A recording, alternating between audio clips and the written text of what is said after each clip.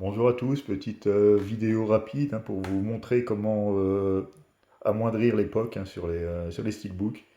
Dans ma précédente vidéo, je vous avais présenté ce film, mais bon, il m'était arrivé abîmé. Il a dû être emballé comme ça parce que l'emballage était vraiment parfait et le steelbook est arrivé défoncé. Donc il devait l'être avant d'être emballé. Mais bon, comme il était à 10 euros, à mon avis, ça explique un peu pourquoi. Ouais, il s'agit d'un combo 4K et Blu-ray, hein, donc à 10 balles en steelbook, c'était pas assez cher pour être honnête, on va dire. Donc vous aurez besoin d'une carte de fidélité ou une carte bancaire assez fine. Pour la carte bancaire, on va éviter parce que vous pouvez quand même l'abîmer. Et une petite cuillère, hein. Donc pour repérer, vous avez des... je sais pas si vous allez le voir, voilà, si vous pourrez le voir quand même un petit peu. Il y a des petites pattes tout le long qui maintiennent la structure en plastique. Hop, ça va tout seul en fait. Il suffit de glisser la carte. Vous faites pareil en bas.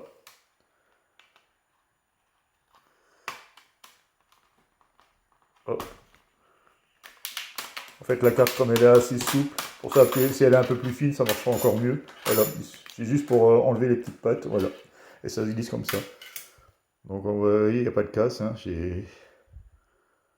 Voilà, c'est les petites pattes en fait qui maintiennent la structure métallique. Donc après, pour essayer de rattraper le POC, là on le voit bien. Ça lui fait une pustule, hein, au bonhomme d'ailleurs. Donc vous avez besoin d'une petite cuillère et surtout la surface très importante. Là je suis dans ma cuisine donc j'ai un marbre. Donc une surface la plus plate et la plus dure possible. Parce que vous allez mettre le steelbook à plat et tout simplement appuyer avec la cuillère. Sans frotter et faire un peu un mouvement de balancier en fait. Dans différentes positions, mais surtout pas de frottement, hein, si vous voulez pas le griffer. D'où l'intérêt de la petite cuillère, hein.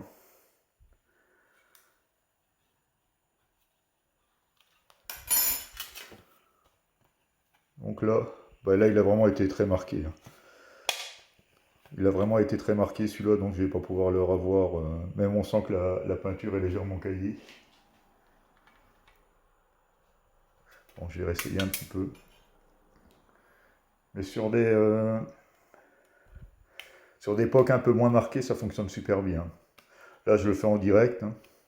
Là, je sens qu'il y a une aspérité qui est assez costaud. Ouais, là, il a pris cher quand même. Donc là, il est un peu moins marqué, comme vous pouvez le voir, mais c'est pas parfait, quoi. Parce que là, on peut voir que la peinture est écaillée. Donc il s'est vraiment pris un méchant coup. Et n'hésitez pas à utiliser cette technique, par contre, si vous avez des pocs moins marqués, hein, qui sont beaucoup plus légers. Je réessaye quand même.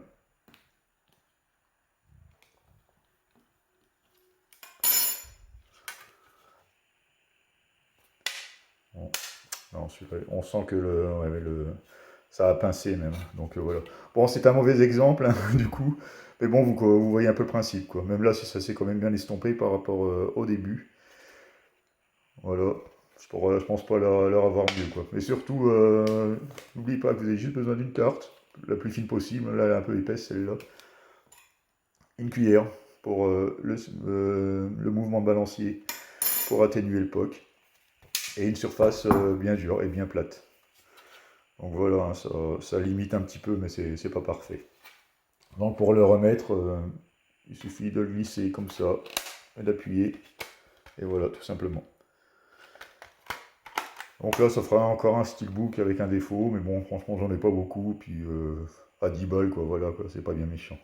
Voilà pour cette petite vidéo tuto, hein. Bon, je pense que vous connaissiez déjà cette astuce, mais bon, une petite piqûre de rappel de temps en temps, pourquoi pas. Je vous remercie de m'avoir regardé, et à bientôt pour une nouvelle vidéo.